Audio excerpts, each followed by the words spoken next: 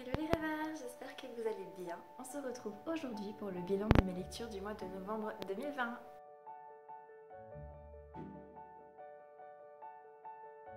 Rassurez-vous, cette fois-ci le bilan devrait être moins long puisque j'ai quand même moins lu que le mois dernier. Là où le mois dernier je vous présentais une quinzaine de livres, ce mois-ci il n'y en aura que 9. J'ai en effet lu de plus gros livres, du coup ça m'a pris plus de temps. Donc au niveau page, on doit être pas tout à fait, pas trop d'écart, mais au niveau quantité, il y a quand même moins. Du coup, je vais vous présenter tout ça parce que ce sont des romans sur lesquels il y a quand même pas mal à dire. Si vous aviez vu ma précédente vidéo, vous savez que je m'étais arrêtée avec La Magie de Paris de Olivier Gay, donc l'intégrale publiée chez France Loisirs et qui a été un coup de cœur pour moi. J'ai vraiment beaucoup apprécié cette ambiance de magie, de contemporanéité, vraiment de fantastique, du fantastique français avec des références que je connais, avec une héroïne qui a un vécu qui est semblable au mien parce qu'elle est grande, elle fait de l'escrime, donc elle a des problèmes d'ado comme j'ai pu en avoir sans la magie. Enfin, j'ai pas eu de magie, mais je me suis beaucoup, comment dire, identifiée à Chloé, à sa manière de réfléchir, à son humour un peu pourri. Je dis pourri, mais j'ai le même, donc voilà. Ça a été vraiment une très chouette histoire à lire et que j'ai dévoré en une semaine alors qu'il fait 900 pages. Bon, je sais, c'est écrit gros dedans, mais enfin, quoique, bon, ça va. Mais il se lit très très vite, très facilement et on s'attache à vraiment tous les personnages. J'ai eu peur à un moment donné du triangle amoureux qui se mettait dedans. Et en fait, non, l'auteur a très bien réussi à gérer ça. Donc vraiment, ça a été une très chouette découverte. Je connaissais pas encore les écrits d'Olivier Gay, donc j'espère vraiment pouvoir plonger dans d'autres roman de sa plume, mais en tout cas cette découverte a été pour moi un vrai coup de cœur, vraiment je recommande. Et en plus cette intégrale est vraiment chouette, je veux dire elle est pas très très grosse et elle est facile de transport, elle est lourde, ok c'est une intégrale mais elle est jolie et elle vaut les tours parce que quand même 20 € pour 3 tomes, il faut qu'on le note. Ensuite je me suis attaquée à une lecture spirituelle qui a été un petit peu difficile à lire et que je me suis empressée en fait de lire et de terminer parce que l'ambiance était quand même assez lourde et vous allez comprendre pourquoi. Il s'agit de En mon âme et conscience du cardinal Philippe Barbarin aux éditions Plomb. Alors en fait, le cardinal Philippe Barbarin a été mêlé à des histoires de pédophilie dans l'église parce qu'en fait, dans le diocèse de Lyon, là où il était, où il avait été nommé, il y a un prêtre qui a dévasté la vie de plusieurs personnes quand elles étaient enfants et qui a eu des actes pédophiles sur elles. Et ça a mis très très longtemps en fait à émerger, je crois une vingtaine d'années.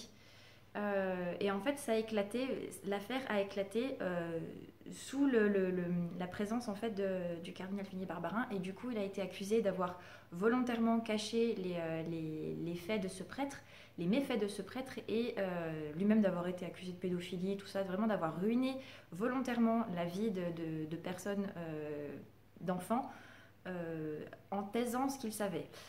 Alors voilà, il présente dans ce livre en fait effectivement en son âme et conscience ce qui s'est vraiment passé. Il y a un déroulé de la chronologie, de comment ça s'est passé en justice et aussi en fait de comment il a vécu ça dans sa foi. Parce que c'est quand même pas rien d'être accusé alors que lui a été relaxé comme innocent. En fait, il a été déclaré comme non coupable dans cette histoire. Et il a expliqué ce qu'il a fait. Il reconnaît qu'il aurait peut-être dû agir et chercher plus loin dès le début quand il a commencé à entendre des bruits de couloir. Mais voilà, il présente simplement comment il a vécu ça, sans jugement, sans envers personne, en disant simplement comment il a vécu et il offre vraiment en fait au niveau de sa foi. Sa foi ne lui sert pas du tout pour justifier en fait ce qui s'est passé et pour dire voilà on est prêtre, on a le droit de faire tout ce qu'on veut, absolument pas.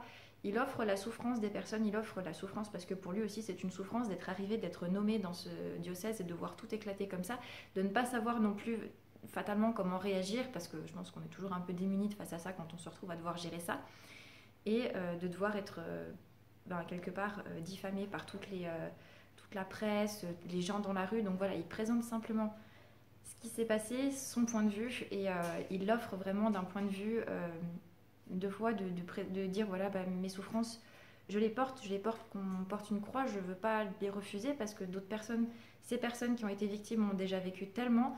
Euh, je porterai ça avec moi, c'est tout. Et si ça peut aider certaines personnes, elle est mieux de venir m'en parler. Voilà, donc simplement, je trouve que ça a été pour ça un beau témoignage de, de dire simplement, voilà, l'opprobre, elle est sur moi aussi, même si je n'ai rien fait, et je l'accepte. Je l'accepte et je ne chercherai pas à me défendre, je dirai simplement quelle est la vérité. Les gens l'accepteront ou pas. Et voilà, et du coup, je trouve ce témoignage plutôt beau et c'est vraiment, ça parle de sa vie, ça parle de ce qu'il a fait et pas seulement dans cette situation, voilà, dans ce grand esclandre quelque part.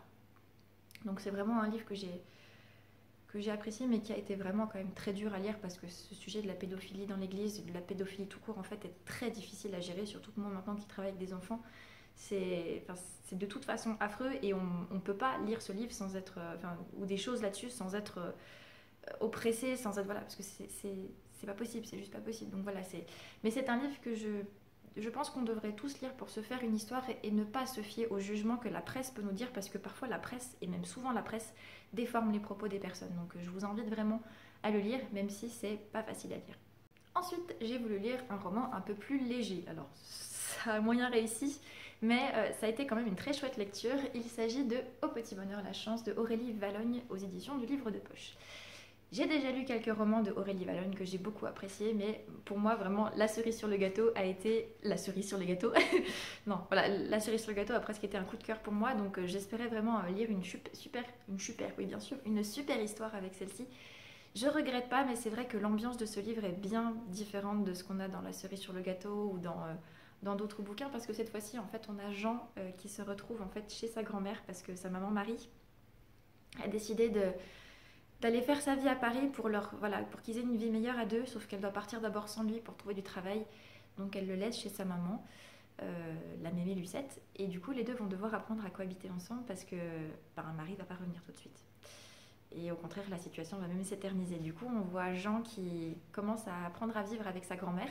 Cette grand-mère un peu ronchonne, qui n'accepte pas forcément, et puis qui râle après sa fille, et toutes ces choses-là. Et en fait, ce duo est très mignon parce que Jean est très innocent au début et la grand-mère est pleine d'amour même si elle ne veut pas le montrer parce que c'est une génération, ça se passe dans les années 60, c'est une génération qui ne veut pas montrer ses sentiments. Du coup voilà, on voit grandir ce duo ensemble de manière très touchante et en même temps Jean voilà, il perd ses écailles d'illusion. Il se rend assez vite compte que sa mère n'a pas l'intention de le récupérer tout de suite. En plus, elle a des comportements qui sont très maladroits avec lui. Elle veut le protéger et lui, il ne le comprend pas et il le voit simplement comme un refus d'être avec lui. Et en tant que lectrice, moi, j'en ai beaucoup voulu au personnage de la maman.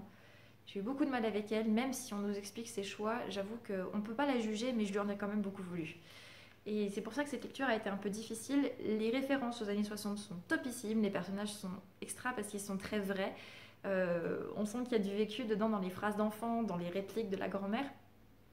Mais du coup c'est un peu tristounet parce qu'il y a cette histoire avec la maman, ce lien qui ne se fait pas. Et puis voilà, heureusement il y a une jolie fin qui vient couronner tout ça. Et la tendresse qu'il existe entre Jean et Lucette est adorable. Donc c'est juste un bouquin que je peux vous conseiller. Mais voilà, il y a une petite note de mélancolie qui vient s'inscrire dedans. Et je pense que je n'y ai pas été indifférente aussi à cause de ma lecture précédente et de peut-être de l'humeur dans laquelle j'étais. Mais c'est vraiment une chouette lecture qui se lit très très vite et c'est très bien écrit. Donc je peux que vous le conseiller parce que c'est fluide, c'est attachant et ça nous en apprend. Parlons maintenant du livre qui m'a duré à peu près 10 jours ou 2 semaines dans le mois, autant vous dire que c'est le gros bouquin du mois. Il s'agit des 45 d'Alexandre Dumas aux éditions Folio, collection classique. Alors comme vous voyez, voilà, c'est un énorme pavé qui fait 1000 pages. Il fait 900 pages parce qu'il y a une préface, voire même 800 parce qu'il y a une préface et il y a encore des notes après. Mais c'est quand même un gros bouquin, c'est écrit petit dedans. C'est Alexandre Dumas, du coup je me suis régalée pendant quasiment 2 semaines. Ça m'a fait du bien. Même si, j'avoue, voilà, la plume de Dumas est très très facile à lire. Pour un classique, vraiment, il y a peut-être des mots un peu anciens, mais il y a beaucoup de dialogues, il y a beaucoup... Alexandre Dumas en tant que narrateur apprécie beaucoup de pouvoir faire des tournures, de parler des personnages et de créer une complicité avec son lecteur. Sauf que là, j'avoue que les 45, je trouve que le titre, je ne sais pas si le titre ne convient pas, sûrement que si, hein, c'est pas moi qui décide, mais je trouve qu'on parle trop peu des 45 en eux-mêmes. On les voit beaucoup dans la première partie, il y a 6 parties du roman, on va dire dans les 2 premières parties, on les voit beaucoup, et ensuite ça se passe plus auprès du roi Henri de Navarre, auprès du roi de France aussi. Et du coup, c'est parce que c'est avant que Henri de Navarre soit roi de France. Et du coup, c'est assez... je sais pas comment vous dire ça, mais on suit l'histoire avec délice. Pour moi, c'est toujours un délice de lire Alexandre Dumas et de découvrir des pans d'histoire, même si c'est romancé et puis que les faits sont condensés et ils ne respectent pas forcément la réelle chronologie. Mais pour moi, on n'y voit pas assez les 45. On voit beaucoup les complots, mais en Suisse, plus spécifiquement Chico. Et c'est un personnage qui ne fait pas partie des 45. Du coup, pour moi, voilà, il manque des éléments et j'aurais voulu quelque part que ça se poursuive encore parce que j'aurais voulu savoir ce qui se passe après la fin du livre. Mais c'est toujours comme ça qu'Alexandre Dumas, sauf... Quoique non. Pas sauf, parce que c'est pareil pour les Trois Mousquetaires, pour le Comte de Monte Cristo. Il y a peut-être... Non, peut-être le Comte de Monte Cristo, c'est le seul qui pour moi finit. Mais après, pour le reste de ces romans, j'ai toujours envie d'aller un peu plus loin parce que l'histoire se poursuit et que c'est inscrit dans un contexte politique particulier. Donc ça me parle. Mais voilà, c'est vraiment un livre qui est super intéressant pour l'histoire de France, même si encore une fois les faits chronologiques sont rapprochés et non pas aussi bien respectés que dans la vraie vie. Mais c'est vraiment très chouette. Et puis Alexandre Dumas, ça reste pour moi un des meilleurs narrateurs qui existent au niveau de l'histoire. Donc voilà, je peux que vous conseiller. En plus ça, les personnages sont assez emblématiques. Donc si vous ne connaissez pas Alexandre Dumas, il faut lire Alexandre Dumas. Parlons du dernier roman au format papier que j'ai lu ce mois-ci. Il s'agit de Prenez soin de votre âme de Jean-Guilhem Xéry. Donc c'est un petit traité d'écologie intérieure aux éditions du Cerf. Alors en fait c'est un livre effectivement qui nous parle un petit peu de beaucoup de choses, de comment prendre soin de son âme, mais surtout qui nous parle en fait des différentes conceptions qui existent sur l'homme depuis l'Antiquité jusqu'à maintenant. Donc on est passé en fait d'une vision essentialiste, je crois que c'est ça, je sais plus en fait, où au départ dans l'Antiquité l'homme était situé entre les dieux et les animaux, donc plus haut que les animaux, à maintenant en fait où l'homme est l'égal de l'animal. Et l'égal de la technologie, l'égal du robot, tout ça. Donc l'homme est descendu quelque part de son piédestal et n'a plus réellement de valeur. Du coup, ça se traduit dans toute notre société de consommation, toute notre manière de voir l'homme. Et ça étouffe nos désirs intérieurs, nos réels besoins, en fait, parce qu'on nous pousse à consommer toujours plus, mais on ne nous pousse pas à chercher ce qui est bon pour nous, pour notre âme, pour notre esprit. Et voilà, en fait, ce livre nous permet, en fait, de retourner au fondement, donc à la sagesse des pères du désert, c'est-à-dire au 3e et 4e siècle de notre... voilà, au 3e, 4e siècle, tout court, avec ces hommes et ces femmes qui se sont isolés au désert, dans des communautés ou tout seuls, et qui ont appris en fait à discerner les maladies de l'âme et comment les soigner.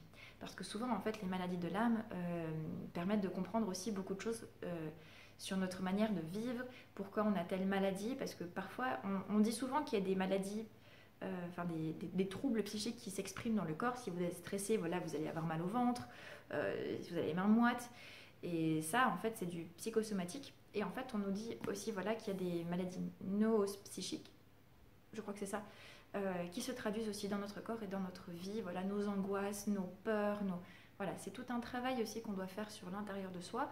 Et voilà, c'est un petit traité qui nous invite à regarder cette vieille sagesse qui peut tout à fait s'appliquer à maintenant et qui nous invite en fait à faire un petit tour sur notre maison intérieure, sur notre âme et à faire le point. Du coup, ça a été vraiment une très très chouette lecture, qui élève en fait et qui fait respirer vraiment. Donc je peux que vous le conseiller parce que vous soyez croyant ou non, en fait, ce sont vraiment c'est un petit traité qui nous permet juste de faire le point sur ce qu'on ressent, sur ce à quoi on aspire vraiment et qu'est-ce qu'on veut faire de notre vie en fait. Du coup, c'est vraiment chouette et je vais me procurer le livre qu'il a sorti l'année suivante ou les 2 années après, avec les exercices en fait pour commencer effectivement à intégrer tout ce qu'il a dit là-dedans. Donc je vous le conseille et moi je risque de me prendre pour Noël ou pour début d'année prochaine les exercices qui accompagnent ce bouquin. Après ça, j'ai lu exclusivement en numérique. Donc j'ai lu 3 ouvrages en numérique. Le premier étant Unis pour la vie, approuvé par le gouvernement de Isabelle Moreau-Cyr en auto-édition. Si vous avez suivi ma vidéo Book Haul, la dernière que j'ai postée, ce livre faisait partie en fait de mon abonnement Prime. Alors j'ai sauté dessus parce que ça faisait des mois qu'il était dans ma wishlist et je l'ai lu en une après-midi. En même temps, c'était un petit livre d'à peu près 200 pages, un petit peu plus il me semble.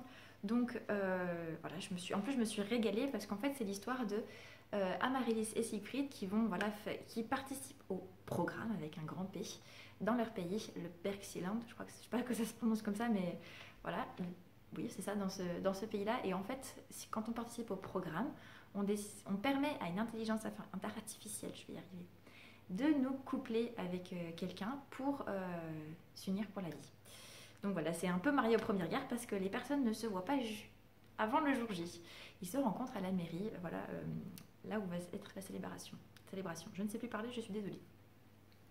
Donc, Amaryllis et Siegfried voilà, se retrouvent mariés au premier regard. Grâce à une intelligence artificielle et en fait ça va donner une très jolie histoire d'amour, bien que compliquée, parce qu'ils refusent tous les deux en fait qu'une intelligence puisse avoir deviné leurs sentiments, puisse décider de leur avenir. Du coup voilà, ils vont un peu se battre l'un contre l'autre et puis ils vont devoir apprendre à se comprendre, parce qu'ils sont issus de deux milieux différents. Amaryllis est encore très jeune, ils ont quasiment 10 années de différence, et Siegfried en fait est un grand champion de triathlon. Donc ils sont pas du tout dans les mêmes milieux, elle connaît pas du tout, enfin il est très connu en plus, il fait des publicités, du coup il est très médiatisé et Amaryllis va devoir découvrir ça. Et vraiment j'ai trouvé leur histoire très touchante et j'ai beaucoup aimé les réflexions qui parsèment le livre, parce qu'on parle effectivement de comment réussir son mariage, que c'est pas simplement une attirance, il faut construire la communication, il faut faire des choix ensemble, c'est pas simplement subir la vie de l'autre et se retrouver inclus dedans. C'est trouver un équilibre ensemble, faire des choix pour sa vie et pour le futur. Et c'est quand on est médiatisé comme Siegfried, devoir faire face aussi à cette médiatisation.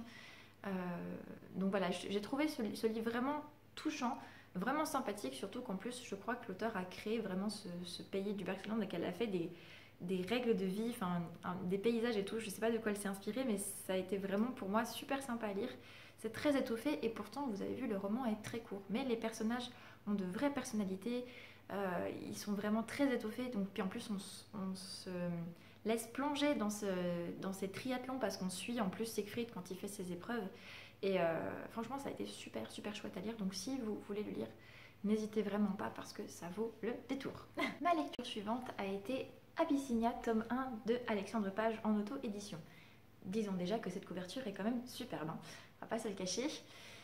C'est un roman d'aventure dans lequel on suit une troupe de Cosaques, de Russes en fait, qui vont partir en Abyssinie pour donner un coup de main au Négus Médénique pour de nouvelles conquêtes de l'Abyssinie, des peuples qui ne sont pas encore soumis à son autorité. Et ils vont aussi apporter une aide tant diplomatique et un peu guerrière que médicale, puisque c'est eux qui apportent en fait les secours de la Croix-Rouge. Ils apportent dans leur équipe, il y a aussi un médecin, voilà. Ils apportent des savoirs pour permettre en fait aux Abyssiniens de mieux se soigner. En plus, avec la campagne politique et guerrière qui se mène, ils vont apporter aussi leur secours à ce niveau-là. Alors, j'ai eu du mal à lire ce livre. C'est déjà un bouquin qui fait 500 pages. Il en faisait 377 sur ma liseuse. Ça a été assez difficile à lire parce que les 300 premières pages sur 500 sont essentiellement descriptives. Il y a très très peu de verbes d'action. Il y a beaucoup de noms et de personnages en fait qu'on nous décrit et c'est très difficile à les retenir, en tout cas pour quelqu'un comme moi qui ne suis pas habituée aux noms russes. J'ai beaucoup de mal à les retenir, surtout quand il y en a beaucoup.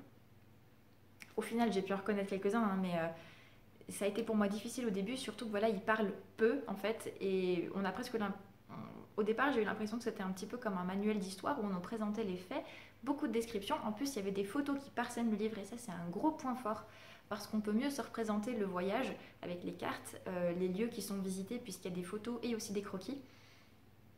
La seule chose que je regrette, c'est que du coup, moi, comme je l'ai lu en numérique, je ne pouvais pas revenir plusieurs pages en avant, ce que j'aurais sans doute fait et assurément fait même en fait avec la version papier pour suivre le voyage et pouvoir repérer les villes qui étaient traversées sur la carte. Ça, c'est un petit peu dommage pour moi, mais c'est un détail. En acceptant de le lire en numérique, c'est aussi le risque que je prenais. Mais pour moi, ce qui a été vraiment compliqué, c'est vraiment peu de verbes d'action, alors que c'est un roman d'aventure et pour moi, ça aurait dû vraiment bouger dès le début, même si c'était pour des petites choses. Je trouve que ça manquait de souffle. Par contre, après les 300 pages, vraiment, on a dépassé la capitale de l'Abyssinie, Addis Abeba. Et là, par contre, on rentre vraiment dans la campagne, dans la campagne de guerre, j'entends, dans la conquête et dans les nouveaux paysages qui se déploient, dans ces nouvelles populations et comment on est obligé de faire pour conquérir pacifiquement ou pas les quiproquos qu'il peuvent y avoir quand on ne parle pas la même langue, parce qu'il y a beaucoup de patois là-bas, beaucoup de langues assez uniques, et comment on fait pour réussir à se parler entre Russes, entre Abyssiniens, et voilà, comment on se croise, surtout qu'il y a en plus des Français qui sont mêlés à tout ça. Donc c'est un récit qui est extrêmement riche, extrêmement prenant après les 300 pages, mais qui, avant les 300 pages, est très lent Et en plus de ça, les paragraphes sont très très longs. Et ça, c'est un truc que j'ai vraiment beaucoup de mal à supporter dans un livre. Euh, et heureusement, quelque part, que la plume d'Alexandre est fluide et qu'elle est qu'il est très facile pour lui de croquer un paysage. Je veux dire, quand on lit le passage et qu'on voit la photo après, on sait exactement ce qu'on va voir parce que c'est tellement pris de réalisme et tellement bien décrit que on le sait. C'est juste la confirmation de ce qu'il nous a déjà montré. Et pour ça, c'est super chouette. Il y a une très jolie plume, mais pour moi, c'est effectivement trop condensé. Même si je suis très contente de l'avoir lu parce que je ne connaissais pas du tout ce pan de l'histoire, ce qui s'est passé à cet endroit-là. Je serais sûrement curieuse de lire la suite, mais en tout cas pas tout de suite parce que pour l'instant j'ai besoin de souffler. Après voilà, j'ai pas cette course, mais cette lecture qui m'a tenue en haleine assez longtemps. Mais c'est quand même un livre que je vous recommande parce que c'est assez rare quand même comme livre je trouve et que c'est tellement bien fourni que n'hésitez pas à vous faire votre propre avis dessus. Parlons maintenant de ma dernière lecture achevée de ce mois-ci. Il s'agit de 1, 2, 3, tu tomberas amoureux de moi de Deborah J. Marazzo aux éditions HQN. Alors, c'est encore un petit livre qui fait à peu près 200 pages et que j'ai lu en une après-midi, bien calé sous mon plaid. Et ça a été un régal, il faut le dire. Voilà, je suis vraiment dans l'ambiance romance hivernale, romance de Noël, donc ça a été vraiment le top du top. J'ai vraiment beaucoup apprécié. C'est une romance qui, je veux dire, qui n'a pas de cliché, si un petit peu quand même, parce qu'on est dans les codes habituels du genre, mais voilà, on a Allison qui est débordée, qui est proche du burn-out et qui est persuadée qu'une bohémienne lui a lancé une malédiction qui fait que toutes ses relations amoureuses et toutes celles des personnes qui l'entourent sont vouées à l'échec. Et la preuve, c'est que quasiment toutes ses copines ou toutes les personnes qu'elle a rencontrées ont fini par rompre avec leur conjoint dans les semaines qui ont suivi sa rencontre. Donc voilà, elle est persuadée que ça va pas. Du coup, son chef, on voit qu'elle est au bord du burn-out, il lui dit vacances obligées, vacances imposées. Et sa meilleure amie qui travaille dans la même boîte décide de prendre des vacances avec elle et de l'emmener au ski, de l'emmener en montagne. Et c'est là en fait que, un peu traînée de force, Allison va faire la rencontre de Tobias, qu'elle va considérer comme un mufle, un goujat.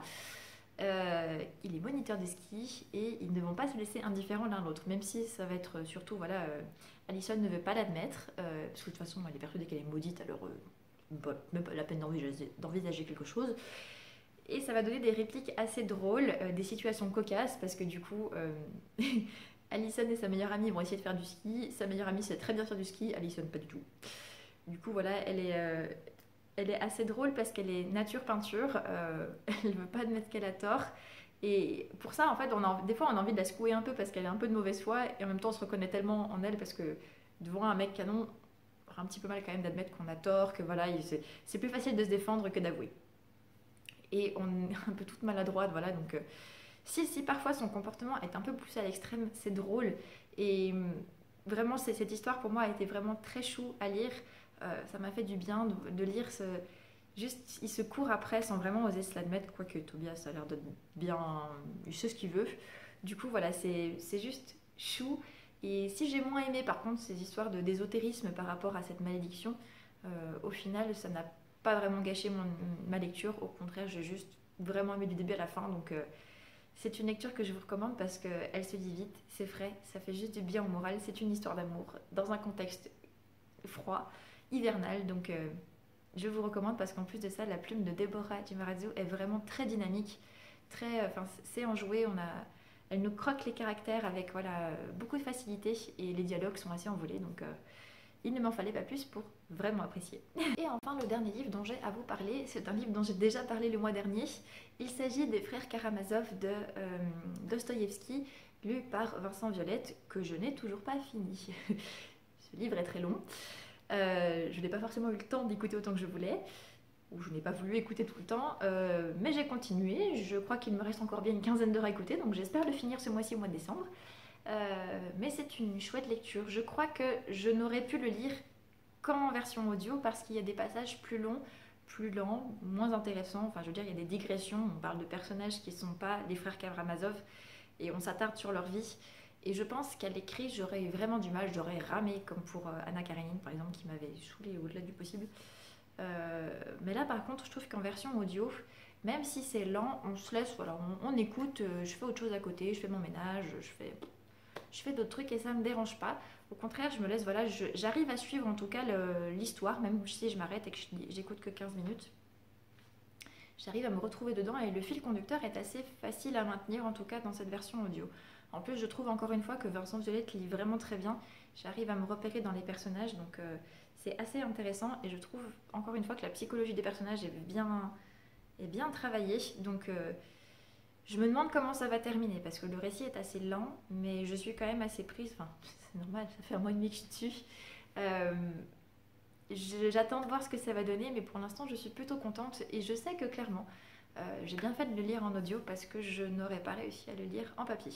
Donc voilà, si vous hésitez parfois à lire des livres parce qu'ils vous paraissent trop gros, trop ennuyeux en papier, n'hésitez pas à la version audio parce que ça change tout. Et voilà, ce sera tout pour ce mois-ci. Ça fait quand même pas mal de livres. J'ai encore été bavarde, je suis désolée. J'espère que la vidéo ne sera pas trop longue. Quoi qu'il en soit, je vous retrouve l'année prochaine. L'année prochaine pour le bilan des acquisitions du mois de décembre, que j'espère nombreuses avec Noël.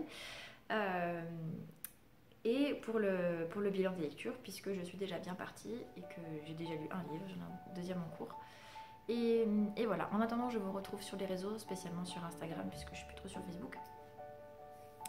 Et je vous souhaite d'excellentes fêtes de Noël. Portez-vous bien, d'ailleurs, vous pouvez apercevoir quelques petites décorations. Une ici, hop, il y en a une là. Quelques petites décorations de Noël que je pourrai à l'occasion vous montrer et que de toute façon vous verrez dans les prochaines vidéos si j'ai étoffé ou pas. Mais voilà, je vous souhaite d'excellentes fêtes. J'espère que vous pourrez les passer en compagnie de vos proches. Si c'est pas le cas, en tout cas, entourez-les de votre amour, même à distance. Et je vous fais plein de grosses bises et je vous souhaite le meilleur.